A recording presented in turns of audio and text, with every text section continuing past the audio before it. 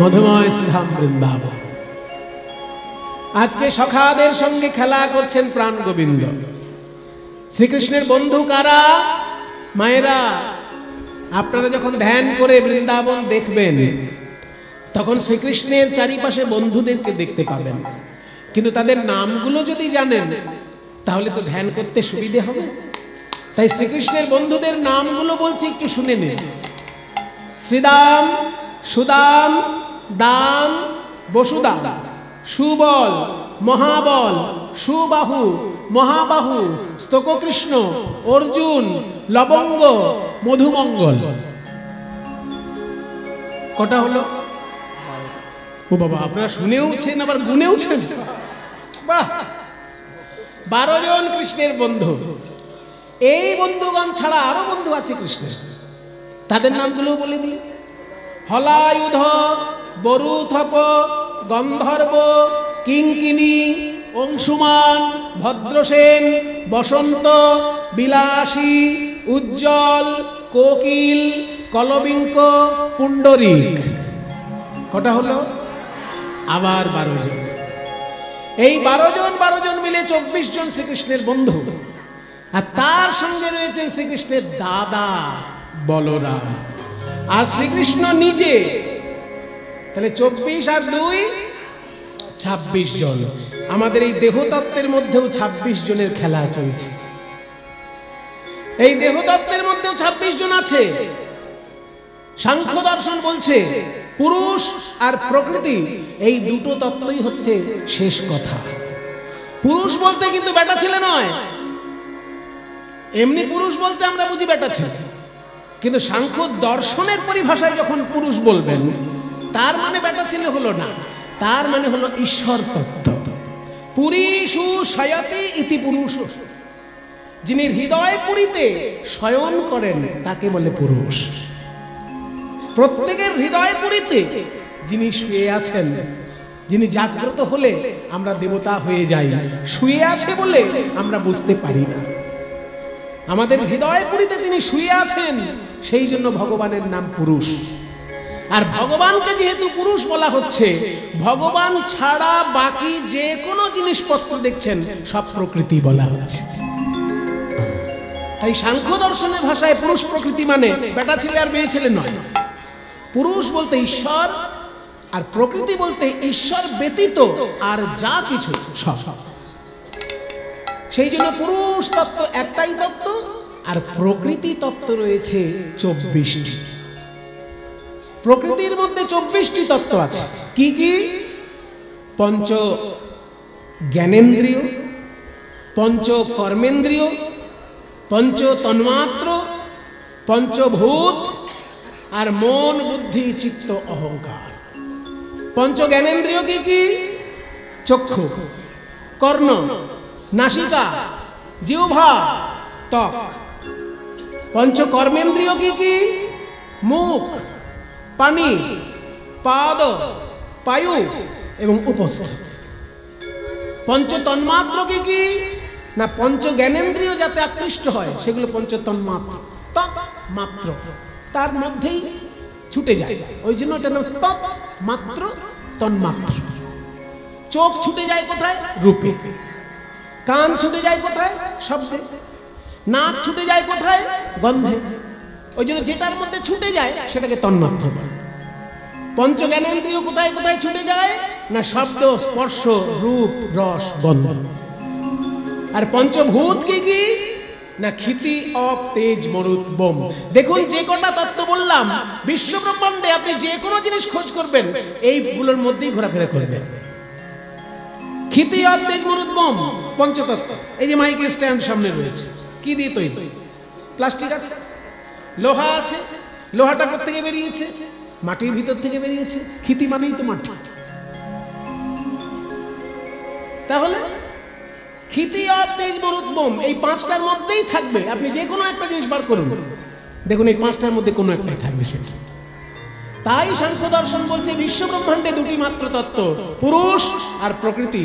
পুরুষ মানে ঈশ্বর, প্রকৃতি মানে ঈশ্বর ব্যতীত অন্য সমস্ত কিছু। সেগুলো 24টি সংখ্যায়। পঞ্চ জ্ঞানেন্দ্রিয়, পঞ্চ কর্মেন্দ্রিয়, পঞ্চ তন্মাত্র, পঞ্চভূত এবং মন বুদ্ধি চিত্ত অহংকার, এই 24 জনকে নিয়ে খেলা করছেন ঈশ্বর। সেই জন্য 12 জন বন্ধু আর 12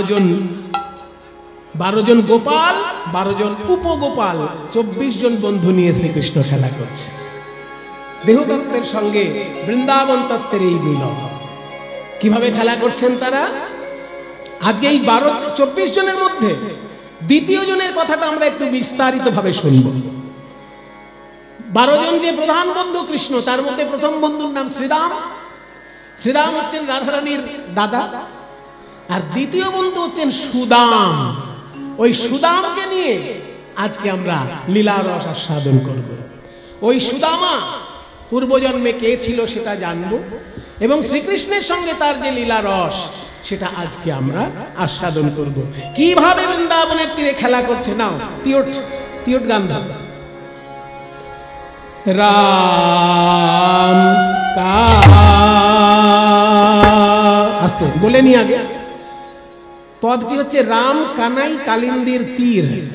পদটার কথাগুলো, কারণ আমি গান গাইনি তো কথাগুলো বুঝতে পারবেন না। তিয়ট তালে গান হবে। রাম কানাই মানে বলরাম এবং কৃষ্ণ কালিন্দির তীরে, কালিন্দি মানে যমুনা, যমুনার তীরে খেলা করছে।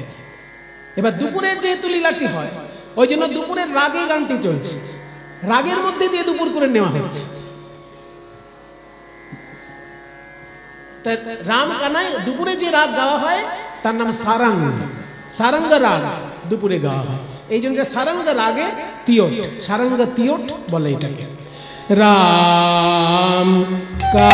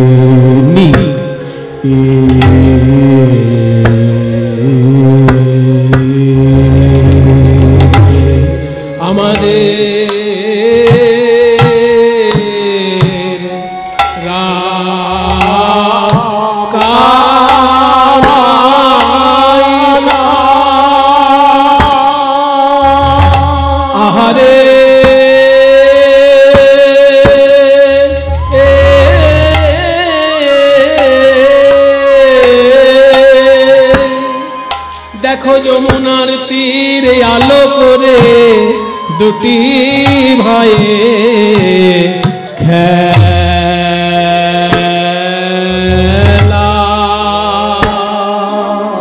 খেলা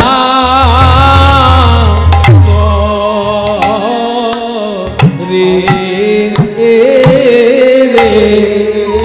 যেন নীলগিরি আর রজতগিরি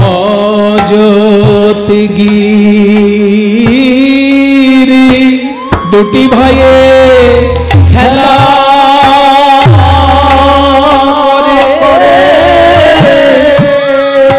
নীলগিরি আর রজতগিরি দুটি ভাইয়ে খেলা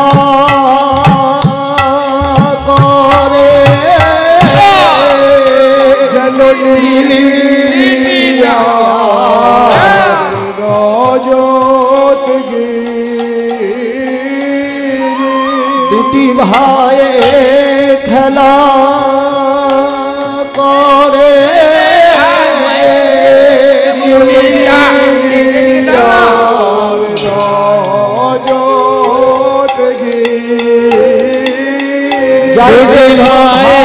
খেলা যাই রে নীলগিরি আর রজত জয় রে শোভা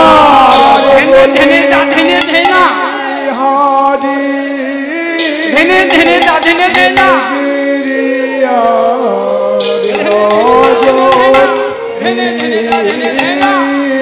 যমুনার তীরালো করি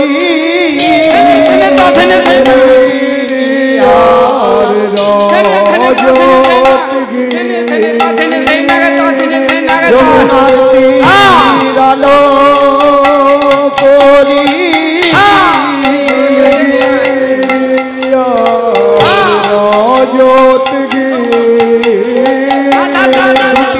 ভাই খেলা করে আর ভাই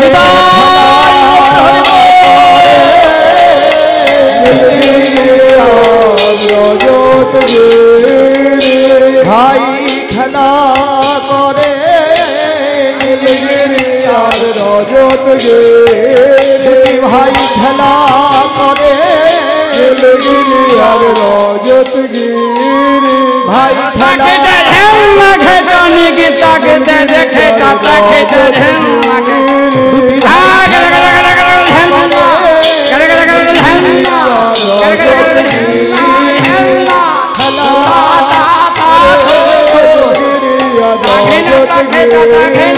ভাই খেলা করে ভাই খেলা করে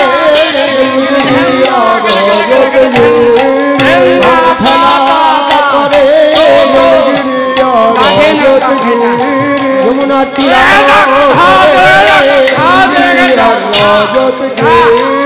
সভার বলি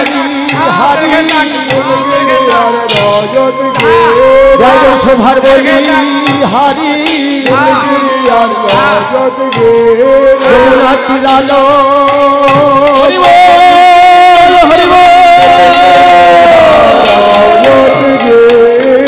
যমুনা তীরালো করি ভাই খেলা করে ভাই খেলা আহামরি রে রাম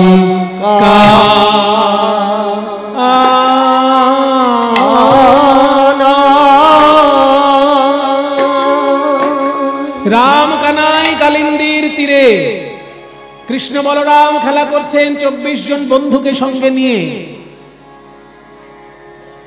তার মধ্যে আজকে শ্রীরামের পাশে রয়েছে সুদামা। এই সুদামা পূর্বজন্মে কে? ওই দেখুন মন্দিরের মধ্যে যে বিরাজ করছেন প্রভু শ্রী রামচন্দ্র। রামচন্দ্রের বাঁদিকে রয়েছেন মা সীতা, আর সীতা রামচন্দ্রের যুগলের ডান দিকে রয়েছেন লক্ষ্মণ, আর তাদের সকলের বাঁদিকে রয়েছেন যিনি, তিনি হলেন ভরত। রামচন্দ্র আর ভরত এই দুইজন ছিল একটু কালো মতন, আর লক্ষ্মণ আর শত্রুঘ্ন এই দুজন ছিল ফর্সা। দুটো ভাই একটু শ্যামলা বরণ, আর দুটো ভাই ফর্সা। ফর্সা দুই ভাই, তারা হলো শত্রুঘ্ন এবং লক্ষ্মণ।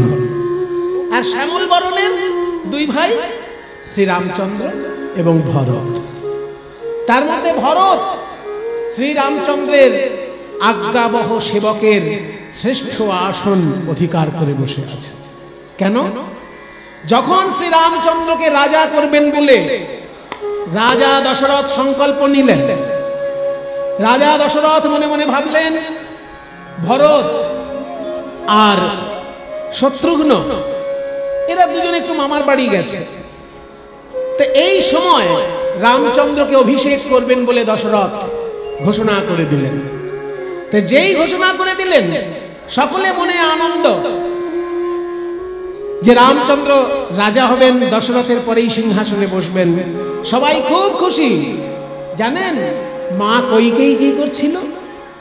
একটা মালা গাচ্ছেন রামচন্দ্রকে পরাবেন বলে, যে আমি রামচন্দ্রের সৎ মা, কিন্তু সে যেন আমাকে সৎ মা না ভাবে, সেই জন্য আমি তাকে যে স্নেহ করি কৌশল্যার মতনই তাকে ভালোবাসি, আমি কোনো কম ভালোবাসি না, এইটার জন্য মা আমার নিজে হাতে রামচন্দ্রের জন্য মালা গাচ্ছে। কিন্তু এই রকম শুভ মুহূর্তে হয়ে গেল একটা দুর্ঘটনা। মন্থরা চলে এলো কৈকেয়ীর কাছে। কৈকেয়ীর কাছে এসে বলে, ও কৈকেয়ী, তুমি মালা গাচ্ছ কার জন্য? বলে, আমাদের ছেলে রামের জন্য। তোমাদের ছেলে রাম না কৌশল্যার ছেলে রাম? তোমার ছেলে তো ভরত। ভরতকে যদি রাজা করার ঘোষণা করতেন দশরথ, তাহলে তুমি মালা গাঁথতে, কিন্তু রামকে রাজা করবে এই আনন্দে তুমি একেবারে আটখান। বলে, কেন মন্থরা? রাম তো আমার ছেলে। রাম তোমার ছেলে নয়, রাম তোমার সৎ ছেলে, তুমি রামের সৎ মা। বলে, ওটা রাম মনে করে না, আমিও মনে করি না। এইখানেই তো গন্ডগোল। মনে করো না কেন? আজকে যদি রামচন্দ্র রাজা হয়ে যায়, রাজার মা লোকে কৌশল্যাকে বলবে, কৈকেয়ীকে বলবে না। কৈকেয়ীকে বলবে ভরতের মা, আর রাজার মা বলা হবে কৌশল্যাকে।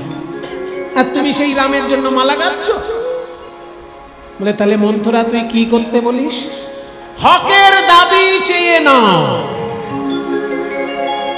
শোনো কৈকেয়ী, দশরথ রাজার অনেক স্ত্রী আছে, কিন্তু সব থেকে বেশি স্বামী সেবা যদি কেউ করে থাকে, সে হচ্ছে কৈকেয়ী।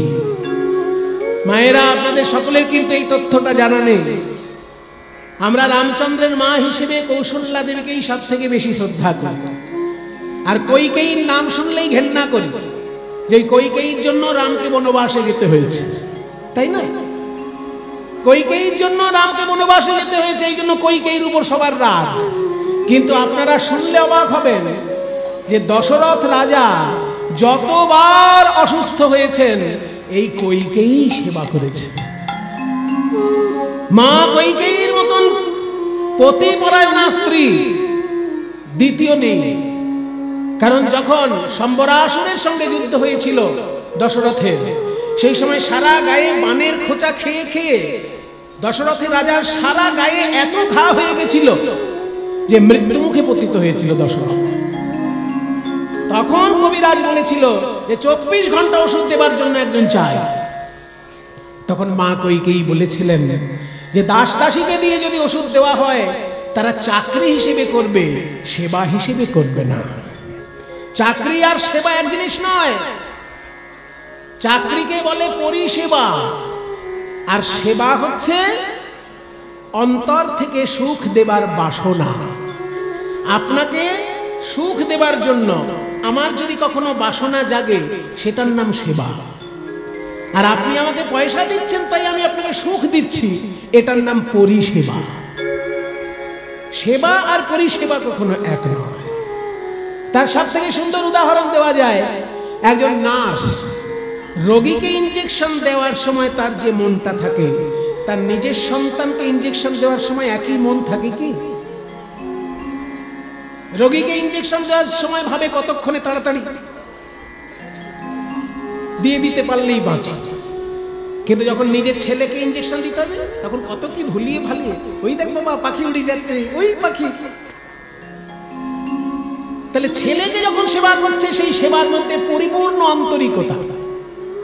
আর যখন রোগীকে চিকিৎসা করছে, তার মধ্যে দায়িত্ববোধ। আন্তরিকতা আর দায়িত্ববোধ আলাদা হয়ে যায় সেবা আর পরিষেবার মধ্যে। সেই জন্য দাস দাসীকে দিয়ে যদি ওষুধ দেওয়াই দশরথকে, তারা পরিষেবা দেবে, সেবা করবে। আমি হলাম তার ধর্মপত্নী কৈকেয়ী, আমি 24 ঘন্টা খাওয়া ঘুম বন্ধ করে দিলাম, সারাক্ষণ রাজাকে আমি ওষুধ দেব গায়ে। তাই মা কৈকেয়ী খাওয়া ঘুম বন্ধ করে দিয়ে 24 ঘন্টা দশরথ রাজার গায়ে ওষুধ দিয়েছিলেন। সেই যাত্রায় দশরথ রাজা বেঁচে গেছিলেন। আর একবার দশরথ রাজার একটা এই নখের আগায় ফোড়া হয়েছিল। সেই ফোড়াটা কোনো ওষুধেই সারছে না। শেষকালে বললেন, একটা টোটকা আমি বলতে পারি। টোটকা হলো যে এই ফোড়াটা যদি কারোর মুখের মধ্যে দেওয়া হয়, তার গরম লালা লেগে এই ফোঁড়াটা ফাটবে, অন্য কোনো উপায়ে এই ফোঁড়া ফাটবে না। তো এই ফোঁড়া যদি মুখের মধ্যে ফাটে তাহলে তো পুজ রক্ত সবকিছু মুখে চলে যাবে। সব রাজকন্যা গিন্নি হয়ে এসেছে দশরথ রাজার, কেউ ওই ফোঁড়া মুখে নেবে বলুন? ঘেন্নার জন্য কেউ মুখে নিতে চাইলেন না। মা কইকেয়ী বললেন যে আমি লজ্জা ঘৃণা সমস্ত কিছু ত্যাগ করতে পারি আমার পতি দেবতার জন্য। তাই সেই সময় তিনি ওই ফোঁড়াটি যে হয়েছিল সেটাকেও নিরাময় করে দিয়েছিলেন। কাজেই সুন্দরী স্ত্রী হচ্ছেন সুমিত্রা দেবী। রাজা দশরথের যত স্ত্রী ছিলেন তার মধ্যে সব থেকে সুন্দরী স্ত্রী সুমিত্রা দেবী, কিন্তু সব থেকে দায়িত্বশীলা কৌশল্যা, আর সব থেকে সেবা পরায়ণা মা কইকেয়ী। তিনজন স্ত্রীর তিন রকম বৈশিষ্ট্য ছিল। তাই সেবা করে তুমি দুবার রাজা দশরথকে মৃত্যুর ঘর থেকে ফিরিয়ে এনেছো। তোমার দুটো জিনিস পাওনা আছে, দশরথের কাছে চেয়ে নাও। দশরথকে বলো যে রামচন্দ্রকে রাজা করা চলবে না, তোমার ভরত যাতে রাজা হয় সেই প্রতিশ্রুতি দিতে হবে। 2 নম্বর, ওই রামচন্দ্র যেন 14 বছরের জন্য বনবাসে যায়। এই দুটো প্রতিশ্রুতি তুমি রাজা দশরথের কাছ থেকে আদায় করে নাও। কারণ তুমি চিকিৎসা করে দুবার তাকে মৃত্যুর ঘর থেকে বাঁচিয়ে এনেছো। আর রাজা দশরথ বলেছেন যে কইকেয়ী তুমি কি চাও বলো। তখন কইকেয়ী বলেছিল যে আমি মাইনে পাওয়ার জন্য আপনার সেবা করিনি, আমি আপনার ধর্মপত্নী, তাই আপনার সেবা করেছি। আপনার কাছে কিছু চাই না, যদি কিছু কখনো লাগে আমি চেয়ে নেব। এই চেয়ে নেবো তুমি বলেছিলে তখন চাওনি, আজকে চাওয়ার দিন এসেছে, আজকে চেয়ে নাও। 1 নম্বর যে রাজা করতে হবে ভরতকে, 2 নম্বর রামচন্দ্রকে 14 বছরের জন্য বনবাসে পাঠাতে হবে। যখনই মন্থরার এই বুদ্ধি শুনল, দুর্বুদ্ধি বলবেন না সুবুদ্ধি বলবেন সেটা আপনাদের ব্যাপার, কিন্তু এই বুদ্ধির কথা যখনই শুনলেন ওই কইকেয়ী, সব ঘরে আলো জ্বলছে, আগামীকাল রামচন্দ্র রাজা হবে, কিন্তু কইকেয়ী দেবীর ঘরের সব আলো নিভিয়ে দিলেন। তখনকার দিনে বড় লোকদের একটা বাড়ি থাকতো, বাড়িটার নাম হতো, এসব সবাই জানে না, এগুলো সব গোপন ইতিহাস আমাদের। যারা রাজা জমিদার সেই ধরনের বড় লোক, যারা চুনোপুটি বড় লোক নয়, রাজা জমিদার যেসব বড় লোক তাদের একটা বাড়ি থাকতো, বাড়িটার নাম হচ্ছে গোসাঘর। গোসাঘর, কেউ রেগে গেলে সে তখন ওই বাড়িতে চলে যেত, মূল বাড়িটা ছেড়ে ওই বাড়িতে চলে যেত, রাগ প্রকাশের বাড়ি। তাই মা কইকেয়ী তখন মূল রাজবাড়ি ছেড়ে ওই গোসাঘরে গিয়ে প্রবেশ করলেন, সব আলো নিভিয়ে দিলেন। রাজা দশরথ বললেন যে সারা বাড়িতে আলো জ্বলছে, কিন্তু আমার কইকেয়ী কেন নেই এখানে? বলে কইকেয়ী রয়েছে গোসাঘরে। হ্যাঁ, আনন্দের দিনে গোসাঘরে কি জন্য? ছুটে চললেন রাজা দশরথ, কইকেয়ী কি হয়েছে তোমার? আপনি আনন্দ করুন মহারাজ। না না, বলো তুমি যা চাইবে তাই পাবে। তাই দেবেন? হ্যাঁ হ্যাঁ, তুমি তো আমার ধর্মপত্নী, শুধু ধর্মপত্নী নও, তোমার মতো সেবা পরায়ণা পত্নী আমার কেউ নয়। বলে তাহলে শুনুন মহারাজ, পরিষ্কার ভাবে বলে দিই, আমি দুবার আপনাকে মৃত্যুর ঘর থেকে ফিরিয়ে এনেছি, তাই দুটো পাওনা আপনার কাছে আমার আছে, আমাকে সেই দুটো পাওনা আজকেই মিটিয়ে দিন। আপনি ঘোষণা করেছেন রামচন্দ্রকে আপনি রাজা করবেন, সে কথা বাদ দিয়ে আপনি ঘোষণা করুন ভরতকে আপনি রাজা করবেন, আর আমার ছেলে রাজা হবার আগে এই রামচন্দ্র যেন 14 বছরের জন্য বনবাসে চলে যায়। না বলো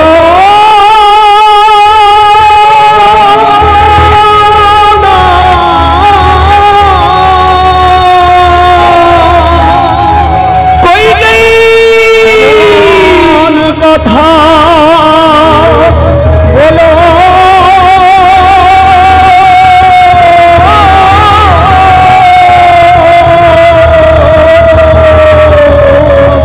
তুমি কি শোনালে কইকেয়ী?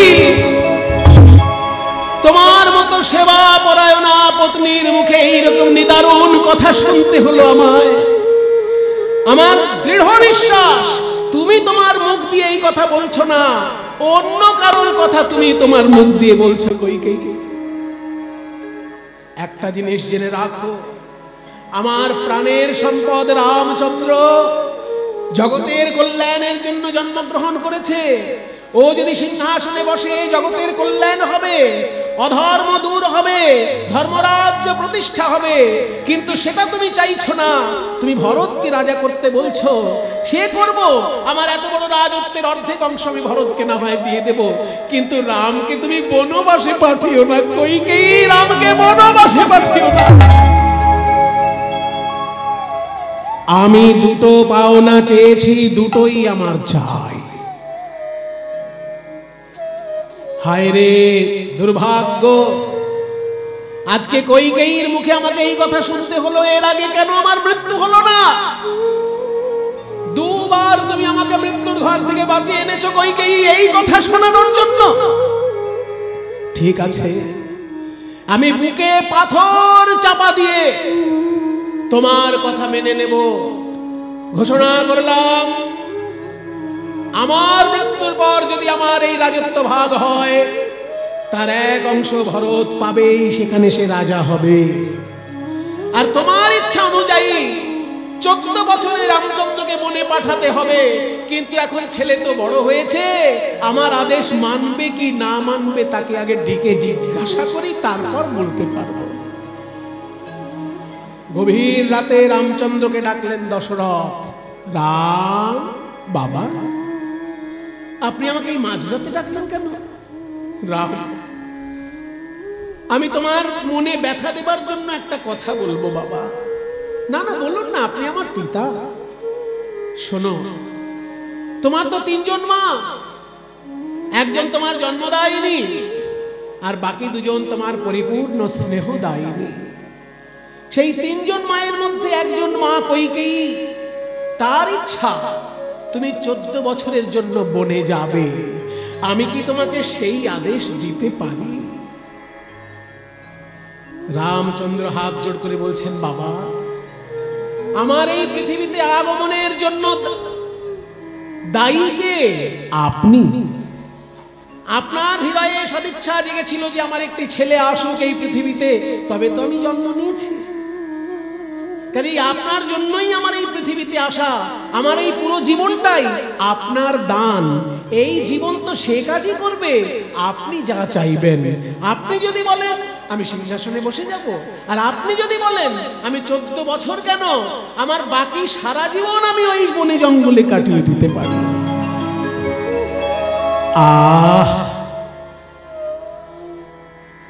মনের মতো কথা শুনলাম ছেলের মুখে। সত্যি মুনি ঋষিরা ঠিক বলেছেন, ছেলে মেয়ে যদি কথা শোনে তাহলে তাকে স্বর্গে গিয়ে সুখ পেতে হয় না, এই সংসারে বসেই সে সুখ পায়। জানেন তো মায়েরা, ধৃতরাষ্ট্রকে বলেছিল বিদুর যে, হে ধৃতরাষ্ট্র, লোকে মরে যাবার পর স্বর্গে সুখ পাবার চেষ্টা করে, কিন্তু 6টি জিনিস যদি কারোর বাড়িতে থাকে তাকে মরে গিয়ে স্বর্গে যাওয়ার দরকার হয় না, তার বাড়িটাই স্বর্গ। সেই 6টি জিনিস কি কি? এগুলো সবার জানা দরকার। আমাদের দুর্ভাগ্য যে আমরা এই সব জানার সুযোগ পাই না। अर्थागमो नित्यमरोगिता च प्रिया च भार्या प्रियवादिनी च वश्यस्य पुत्रोऽर्थकरी च विद्या षडेते स्वर्ग सुखानि राजन्। এই শ্লোক বলেছিলেন বিদুর ধৃতরাষ্ট্রকে, যে সংসারে বসেই স্বর্গসুখ পাচ্ছে তারা যারা এই 6টা জিনিস পেয়েছে। কি কি? অর্থাগম নিত্যম, যার বাড়িতে প্রতিদিন পয়সা ঢুকছে, তাকে মরে গিয়ে সুখ পেতে হবে না, সে বাড়িতে বসেই সুখ পাবে। এমন কিছু কাণ্ড যদি করে রাখেন যে প্রতিদিন বাড়িতে পয়সা আসছে, চেষ্টা করে দেখবেন, অসম্ভব নয় কিন্তু প্রতিদিন বাড়িতে পয়সা আসার। তবে হ্যাঁ, 2 নম্বরই পয়সা যেন না হয়। 2 নম্বরই পয়সা হলে সে পয়সায় কোনোদিন সুখ পাবেন না, সে পয়সা আপনার কষ্টকর হয়ে দাঁড়াবেই দাঁড়াবে।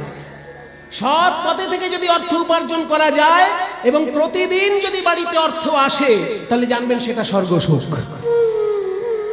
অর্থাগম নিত্যম অরোগিতাচ, রোগ ব্যাধি যদি কোনো বাড়িতে না থাকে তাহলে সেই বাড়িটা স্বর্গসুখ। খটখট করছে কি? এই কটগুলো নড়াচড়া তো করবেন, লুজ আছে কিনা দেখ। বলছে বাড়িতে যদি রোজ পয়সা আসে তাহলে স্বর্গসুখ, বাড়িতে যদি রোগ ব্যাধি না থাকে তাহলে স্বর্গসুখ, তাই না?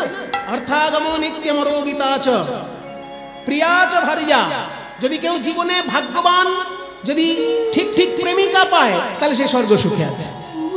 কোন নারী যদি ঠিক ঠিক প্রেমিক পায় তাহলে সে স্বর্গসুখে আছে। আর কারোর বাড়িতে যদি স্ত্রী বা স্বামী মিষ্টভাষী হয় তাহলে সে স্বর্গসুখে আছে। সবসময় খ্যাত খ্যাত খ্যাত খ্যাত ঝগড়া ঝগড়া ভাব, সে যতই টাকা ইনকাম করুক বাড়িতে তার সুখ নেই।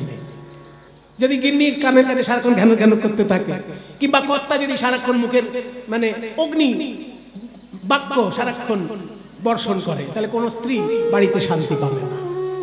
সেই জন্য স্বামী বা স্ত্রী সে যদি মিষ্টিভাষী হয় তাহলে সেটা স্বর্গসুখ। প্রিয়াচ ভারিয়া প্রিয়বাদিনী চ। 5 নম্বর, এই পর্যন্ত 4 হয়ে গেল। 5 নম্বর বশ্যস্য পুত্র। এখানে পুত্র মানে শুধু ছেলে নয়, ছেলে মেয়ে সন্তান যদি বশ্য হয়, মানে আপনার ভালো কথা যদি শুনে চলে, আপনার কথা শুনে যদি ছেলে পেলে চলে, তাহলে আপনি এখানে স্বর্গসুখ পেয়ে গেলেন। মরে আপনাকে স্বর্গসুখ পেতে হবে না। আর কি? বশ্যস্য পুত্রোর্থকরী চ বিদ্যা। যে বিদ্যা আপনি শিখেছেন সেটা যদি কাজে লাগানোর সুযোগ থাকে তাহলে সেটাও স্বর্গসুখ, তাই না? এই যে কৃষ্ণবাবু খোল বাজাতে জানে, এবার খোল বাজাতে জানে কিন্তু কোথাও কীর্তন হচ্ছে না, তাহলে কৃষ্ণবাবু সেই বিদ্যাটা কি কাজে লাগবে? সেই জন্য যে বিদ্যা আপনি জানেন সেটা যদি কাজে লাগানোর সুযোগ পান তাহলে জানবেন আপনি স্বর্গসুখেই আছেন। এই 6টা জিনিস কেউ জীবনে পেলে তাকে মরে গিয়ে স্বর্গে যেতে হবে না, এখানেই তার স্বর্গ। তাই দশরথ বলল যে আমার ছেলে আমার কথা শুনেছে, যদিও আমার মৃত্যু হয়ে যাবে, রামচন্দ্র যদি আমার চোখের সামনে থেকে সরে যায় আমি বাঁচবো না, কিন্তু তবু আমি শান্তি নিয়ে মরছি যে আমি আমার উপযুক্ত সন্তান পেয়েছি যে আমার কথা শুনে চলেছে। তাই রামচন্দ্রকে বললেন, বাবা তুই তাহলে 14 বছরের জন্য বনে যা। পরের দিন যখন রামচন্দ্র বনে যাবেন বলে প্রস্তুত হয়েছেন, যেদিনকে তাকে অভিষেক করার কথা রাজ সিংহাসনে, সেদিনকে তাকে যেতে হবে বনবাসে। রাজ পোশাক পরে বেরোচ্ছে, তখন কইকেয়ী বলছে রাজ পোশাক পরে বনে যাওয়া যাবে না, ওই জঙ্গলি পোশাক পরেই ওকে বনে যেতে হবে। সাধারণ পোশাক পরে রামচন্দ্র বনে চলেছেন। রামচন্দ্র বনে যাচ্ছেন বলে সীতা দেবী বললেন যে আমি বাড়িতে থাকবো না, কারণ আমার প্রভু রামচন্দ্র বনে বনে ঘুরবেন আর আমি সোনার খাটে বসে বসে নাক ডেকে ঘুমোবো, সেই শিক্ষা আমি আমার বাপের বাড়িতে পাইনি। আমার বাবা জনক ঋষি, তিনি রাজা হলেও ঋষি, তিনি আমাকে সুশিক্ষা দিয়েছেন, স্বামীর সুখে তোমার সুখ, স্বামীর ধর্মই তোমার ধর্ম। তাহলে আমার স্বামীর ধর্ম যদি হয় পিতার কথা শুনে বনে বনে যাওয়া, আমারও সেটাই ধর্ম, আমার বাড়িতে সোনার খাটে শুয়ে থাকা ধর্ম নয়। দশরথ কেঁদে উঠে বললেন, মা তুমি তো আমার গৃহলক্ষ্মী, তুমি যদি রামচন্দ্রের সঙ্গে চলে যাও তাহলে তো আমার বাড়িটা লক্ষ্মী ছাড়া হয়ে যাবে। মা আপনি আমার প্রণাম নেবেন শ্বশুর মশাই, আমি বাবার কাছে যে শিক্ষা পেয়েছি সে শিক্ষা আমি ত্যাগ করতে পারবো না। আপনার ছেলে আমার পতিদেবতা, তিনি যখন আপনার আদেশে বনে যাচ্ছেন আমাকে বনে যেতেই হবে, নইলে আত্মহত্যা করতে হবে। না না মা, ওই কুলক্ষণে কথা বলো না, তোমার যেটা ভালো লাগে তাই করো। পাশে ছিল লক্ষণ। লক্ষণ বলে উঠলো, বাবা তুমি রামচন্দ্রকে বনে যাবার আদেশ দিলে, কই আমাকে তো আদেশ দিলে না। তবে শুনে রাখো, আমার দুটো পরিচয়, আমি দশরথ রাজার ছেলে আর আমি রামচন্দ্রের ভাই। সেই জন্য দশরথ রাজার ছেলে হিসেবে আমি তোমাকে প্রণাম জানাই, আর রামচন্দ্রের ভাই হিসেবে তার প্রতিরক্ষার জন্য, তার সুরক্ষার জন্য তার সঙ্গে আমাকে বনে যেতেই হবে। তুইও চলে যাবি, আমার ঘরটা যে চন্দ্র সূর্য হারা হয়ে যাবে রে, অন্ধকার হয়ে যাবে আমার ঘর। রাম, লক্ষ্মণ, সীতা দেবী তিনজন বনে গমন করেছে। 14টা বছর ধরে তারা বনে বনে ঘুরবেন বলে বেরিয়েছেন। এরপরে যখন ভরত বাড়িতে এসেছে, ভরত বাড়িতে ছিল না। রামের বনবাসের সময় ওই যে ভরত দাঁড়িয়ে আছেন, উনি ছিলেন না, উনি মামার বাড়িতে ছিলেন। উনি যদি থাকতেন উনি কোনো মতেই রামচন্দ্রকে বেরোতে দিতেন না। যখন ভরতকে ডেকে আনা হলো অভিষেক করার জন্য, ভরত এসে দেখে রামচন্দ্র নেই। সারা অযোধ্যার লোক কাঁদছে। আপনারা কাঁদছেন কেন? বলে প্রভু রাম, সীতা দেবী আর লক্ষ্মণ চলে গেছেন বাড়ি ছেড়ে। কেন? আরে কেন তুমি জানো না? বাড়িতে গিয়ে জানতে পারবে, তোমার মাই তো করিয়েছে সব। তোমার মা দশরথ রাজাকে দুবার মৃত্যুর পথ থেকে বাঁচিয়ে ফিরিয়েছে। সেই জন্য দুটো জিনিস চেয়েছে, তোমাকে রাজে অভিষেক করবে আর রামচন্দ্রকে 14 বছরের জন্য বনে পাঠাবে। তোমার মায়ের জন্য রামকে বনে যেতে হতো। ভরত এই কথা যখনই শুনেছে, বাড়িতে এসে মাকে বলছে, মা তুমি আমার জন্ম দাওনি, তাই তোমাকে আমি অকথা কুকথা বলতে পারলাম না। তবে আমি তোমাকে কিছু না বললেও মনে রেখো মা, ভারতবর্ষের ইতিহাস কোনোদিন তোমায় ক্ষমা করবে না। তুমি পতি সেবা করেছো সেটা কেউ মনে রাখবে না। তুমি রামচন্দ্রকে বনে পাঠিয়েছো এটাই সবাই ঘোষণা করবে। কাজেই তুমি যে আমার মা, এই কথা ভাবতে আমার লজ্জা হচ্ছে মা। এর থেকে আমি বেশি কিছু তোমাকে বলতে পারবো না। তবে শোনো, গুরুজন যদি ঋণ করে সেই ঋণ সন্তানকে শোধ করতে হয়। কি, বাবা যদি ঋণ করে মরে যায়, ব্যাংক কার কাছে টাকা চাইবে? বলুন, বাবা যদি মরে যায় লোন করে, তাহলে ব্যাংক টাকা চাইতে আসবে কার কাছে? ছেলের কাছে। ছেলের কাছে চাইবে না? সেই জন্য গুরুজন যদি ঋণ করে তার সন্তানকে ঋণ শোধ করতে হয়। গুরুজন যদি পাপ করে সন্তানকে প্রায়শ্চিত্ত করতে হয়। তুমি করেছো পাপ আর আমি করব প্রায়শ্চিত্ত। ওই রামচন্দ্রকে আমি ফিরিয়ে আনবো। আমি চললাম গভীর জঙ্গলে। ভরত গভীর জঙ্গলে চলল রামচন্দ্রকে ফিরিয়ে আনার জন্য। গভীর জঙ্গলে যখন এসে দাঁড়িয়েছে, রামচন্দ্র বলল, ভাই তুই আমার কোলে আয়। দাদা, আমার মা বড় অন্যায় করেছে, কিন্তু আমি তো কোনো অন্যায় করিনি। তুমি আমার দাদা, এই আমি তোমার চরণ ছুঁয়ে বলছি দাদা, তুমি ছাড়া অযোধ্যাটা শ্মশান ভূমি মনে হচ্ছে। আমি থাকতে পারছি না দাদা, তুমি চলো, তুমি চলো দাদা। দাঁড়া দাঁড়া, শান্ত হ, শান্ত হ। ভাই ভরত, একটা কথা শোন, তুই আমার ভাই, তোর মতো ভাই পেয়ে আমি খুব গর্ববোধ করছি। অন্য ভাই হলে কি হতো? রাম বনে গেছে, বেঁচেছি, সমস্তটা আমি দখল করে নেব, তাই ভাবতো কিনা? দুষ্ট ভাই হলে কি হতো? দুষ্ট ভাই যদি হয় সে ভাববে দাদা চলে গেছে, খুব ভালো হয়েছে, সব আমার। কিন্তু তুই আমার দুষ্ট ভাই নয়, তুই আমাকে ফিরিয়ে নিয়ে যাওয়ার জন্য এসেছিস। তোর এই সৎ ভাবনাকে আমি সম্মান জানাই, কিন্তু আমার জীবনে তুই আমার ভাই, তোর কথা আগে না আমার জন্মদাতা পিতা তার কথা আগে? আমি কি ভাইয়ের জন্য বাবাকে পেয়েছি না বাবার জন্য ভাইকে পেয়েছি? দাদা, তুমি এমন ভাবে যুক্তি দিয়ে আমাকে বেঁধে দিলে, আমার তো করার কিছু নেই। আমার জীবনে আগে পিতা, তারপর ভাই। তুই যখন বলেছিস অযোধ্যায় যেতে, আমি অযোধ্যায় যাব, কিন্তু 14 বছরের আগে নয়। 14টা বছর আমি বনে বনে ঘুরবো, বাবার আদেশ পালন করব, তারপর অযোধ্যায় যাব। ভরত কেঁদে বলে, দাদা গো, আমি জানি তুমি আমার কোনো কথা শুনবে না, শুনবে না,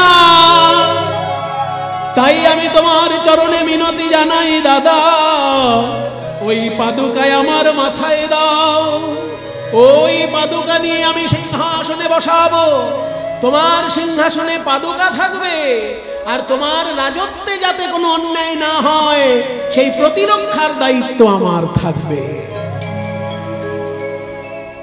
তাই ভরত চলে এলেন রামচন্দ্রের পাদুকা নিয়ে, সিংহাসনে বসালেন পাদুকা, আর 14টা বছর শাসন করলেন রাম রাজ্যের যাতে অসম্মান না হয়। রাজা রাম, আমি রাজ্যের রক্ষক, এই ভাব নিয়ে ভরত ছিলেন। কোনোদিন সিংহাসনে বসেননি, লাঠি নিয়ে বাইরে দাঁড়িয়ে থাকতেন। 14 বছর পর যখন লঙ্কা জয় করে রামচন্দ্র ফিরলেন, তখন কি করলেন? সকলকে দান করতে লাগলেন রামচন্দ্র। সিংহাসনে এসে বসলেন। ভরতকে যখন কিছু দিতে গেলেন, আয় ভরত, আমি তোকে কি দেব বল, তোকে আমার অদেয় কিচ্ছু নেই, তুই আমার সিংহাসনে বসিসনি, আমার পাদুকা রেখে 14 বছর শাসন করেছিস, বল তুই আমার কাছে কি চাস? তখন ভরত কেঁদে বলেছিল, দাদা গো, আমি তোমার কাছে একটা জিনিস চাইবো, তোমাকে দিতেই হবে, বল তুই কি চাস? আমি তোমার ভাই হয়েছি, তাই তোমার উপর আমি কোনো জোর খাটাতে পারি নাই, কিন্তু ওই দেখো জঙ্গলের গুহক চণ্ডাল, সে তোমার বন্ধু হলো, তোমার উপরে তার জোর খেটেছে, আর ওই রাক্ষস বিভীষণ, সেও তোমার বন্ধু হলো, তোমার উপর তার জোর খেটেছে, কিন্তু আমি তোমার ভাই বলে তোমার উপর আমি কোনো জোর খাটাতে পারি নাই। যদি আমি জোর খাটাতে পারতাম, তাহলে 14 বছর তোমাকে বনে বনে ঘুরতে দিতাম না, তোমায় জোর করে ধরে এনে সিংহাসনে বসিয়ে দিতাম। কিন্তু দাদা বলে আমি তোমার আদেশ পালন করতে বাধ্য হলাম।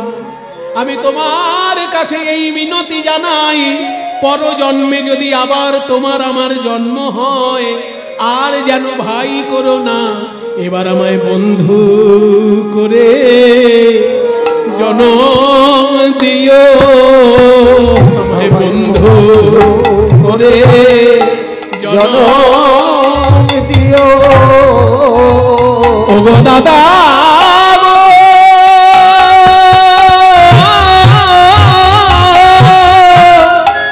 দাদা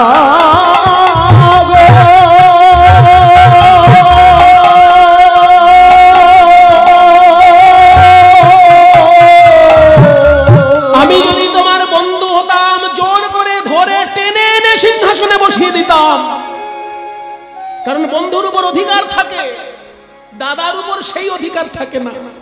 দাদা যেহেতু গুরুজন, তার আদেশ পালন করতে বাধ্য ছিলাম, জোর খাটাতে পারিনি, তাই আমি তোমায় সিংহাসনে বসিয়ে দিতাম, কিন্তু সেটা তো তুমি করতে দিলে না।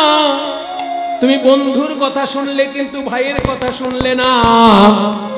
তাই আমি আগামী জন্মে যেন তোমার বন্ধু হয়ে আসতে পারি, মনের মতো করে তোমার সেবা করব, বন্ধু করে জনম দিও, মনের মতো করে তোমার সেবা করব, বন্ধু করে জনম দিও, মনের মতো করে তোমার সেবা করব, তুমি বাধা দিলেও মানব না গো,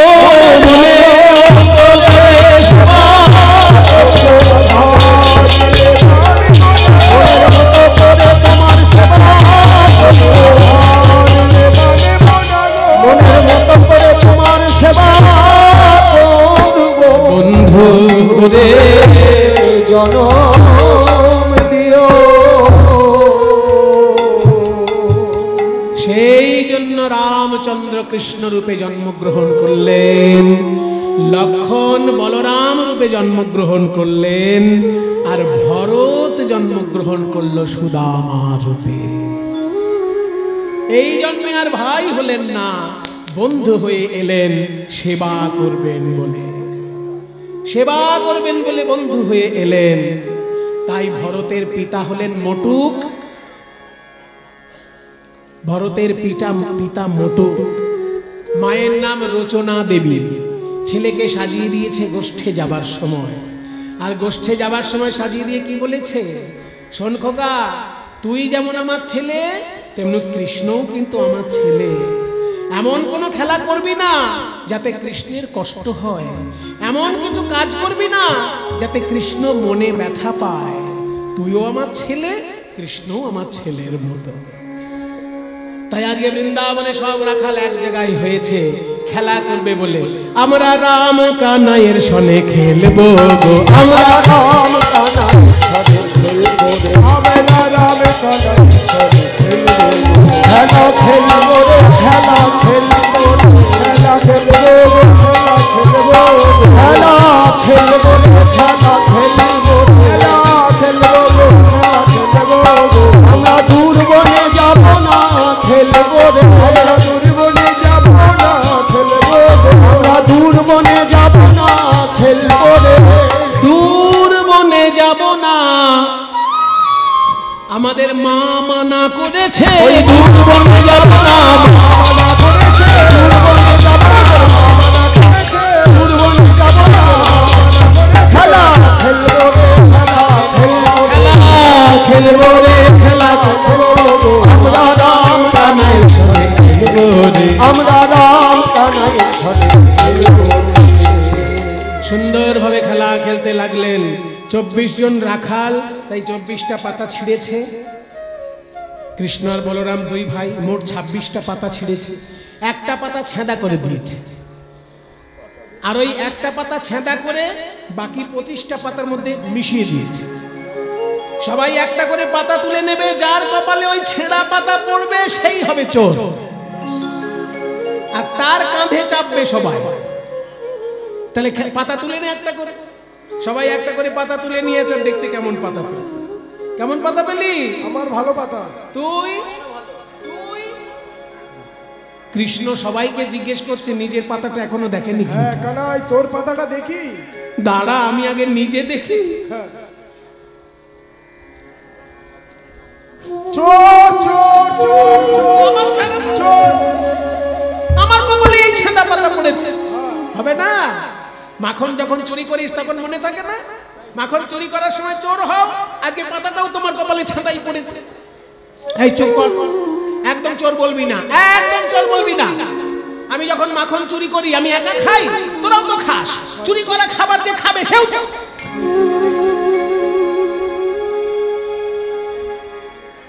তাহলে কি করব এখন? সুদামা, তুই আমার কাঁধে আয়। সুদামারে লইয়া কৃষ্ণ ছুটিতে লাগিল, সুদামারে লইয়া কৃষ্ণ ছুটিতে লাগিল, সুদামারে লইয়া কৃষ্ণ ছুটিতে লাগিল, পক্ক আম্র বৃক্ষ তলে আসিয়া দাঁড়ালো, পক্ক আম্র বৃক্ষ তলে আসিয়া দাঁড়ালো, কানাই দাঁড়া রে, দাঁড়া রে, কানাই দাঁড়া রে, দাঁড়া রে, দেখ দেখ দেখ কেমন পাকা পাকা আম ফলেছে, দাঁড়া রে, পাকা পাকা আম ফলেছে, দাঁড়া রে, দাঁড়া রে, পাকা পাকা আম ফলেছে, ওই গোবিন্দ সেবার তরে পাকা পাকা আম পাকা পাকা আম ফলেছে, কানাই দাঁড়া রে, কানাই দাঁড়া, কানাই দাঁড়া, কানাই দাঁড়া। পাকা পাকা আম, তুই অনেকক্ষণ ধরে আমাকে কাঁধে নিয়ে ছুটছিস। তোর কাঁধে চেপে তোকে কষ্ট দিতে আমার ইচ্ছে নেই, কিন্তু খেলার মধ্যে হয়েছে আমার দায়িত্ব, কি করবো বল কানাই? তোর খুব কষ্ট হচ্ছে, এই যে একটা পাকা আম ফলেছে, এটা পারি, তুই খাবি, আমিও খাবো। এই বলে পাকায় আমটি পেড়েছে সুদামা। পাকায় আমটি পেড়ে মনে মনে ভাবছে, আগে আমি খাবো না আগে কানাইকে দেব? আবার ভাবে আমরা যে বৃন্দাবনের গোঠের রাখাল, আমরা কোনো খাবার কানাইকে না দিয়ে খেতে ভালোবাসি না। নেরে কানাই এই পাকায় আম খা, কিন্তু ভালো লাগছে বলে যেন সবটা খেয়ে নিস না। বাহ, কিন্তু এক কামড় যেন আমার জন্য রাখিস। সব আমটা খাবি রে কানাই, কিন্তু এক কামড় যেন আমার জন্য থাকে। কেন জানিস? তোর এঠো বড় মিঠো লাগে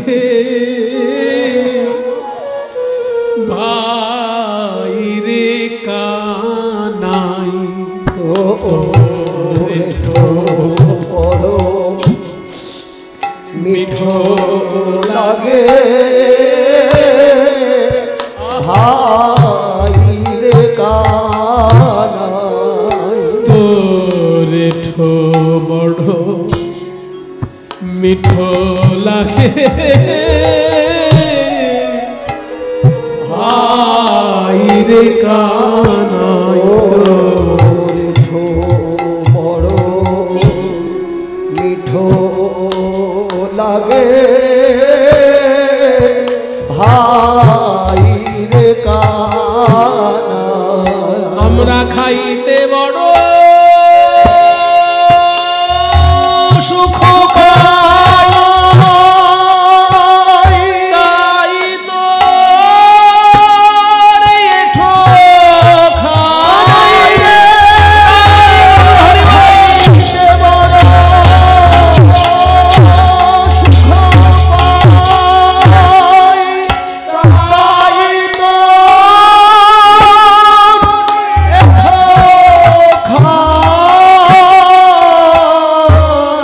খেতে খেতে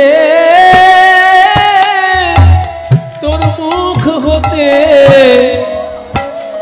আমাকে দিতে হলো ভাই। তোর মুখ হতে দিতে হলো খেতে খেতে মুখ হতে দিতে হলো ভাই। এঠো বড় মিঠো লাগে ভাই রে কানাই। আচ্ছা কানাই, তোর এঠোতে এত অমৃত কেন বলতো? আমরা গাছ পাকা আম খাই বটে, সেটা যত না মিষ্টি লাগে, তুই যদি একটু এঁটো করে দিস যেন বেশি মিষ্টি লাগে। কথাটা কিন্তু মিথ্যে নয় বাবা। দেখবেন আপনার বাড়িতে যদি পেয়ারা গাছ থাকে, পেয়ারা যদি পাকে মিষ্টি হয়, কিন্তু সেই পাকা পেয়ারায় যদি একটু টিয়া পাখি ঠুকরে দিয়ে যায়, দেখবেন ওই টিয়া পাখি ঠোকরানো পেয়ারাটা যেন গাছের মধ্যে সব থেকে বেশি মিষ্টি পেয়ারা। তাহলে ওটা টিয়া পাখির ঠোঁটের গুণ। তাহলে কানাই, তোর ঠোঁটে বোধহয় কোনো অমৃত মাখানো আছে, তুই কিছু খেয়ে দিলেই যেন বেশি মিষ্টি লাগে। ও রাঙায় ধরো মাঝে না জানি কি সুধা আছে রে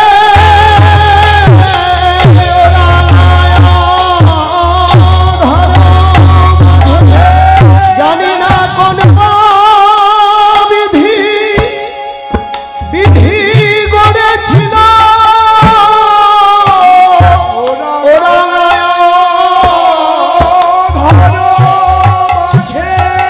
জানি না কোন বিধি বিধি গড়েছিল কানাই রে তোর বদন খানি বিধি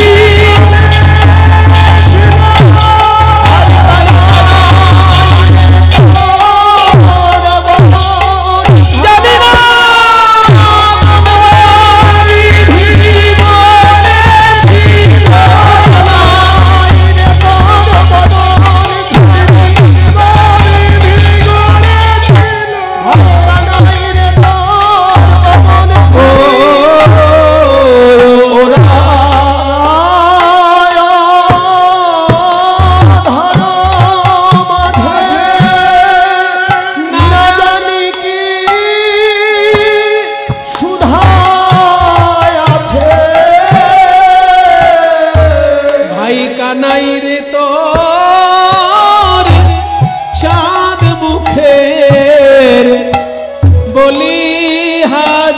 যাই ওই চাঁদ মুখের বলি হারি কানাই রে তোর চাঁদ মুখের দাবি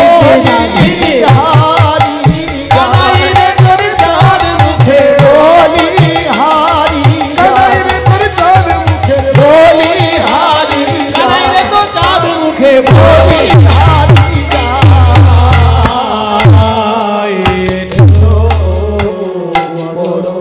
হরি বল মিঠো লাগে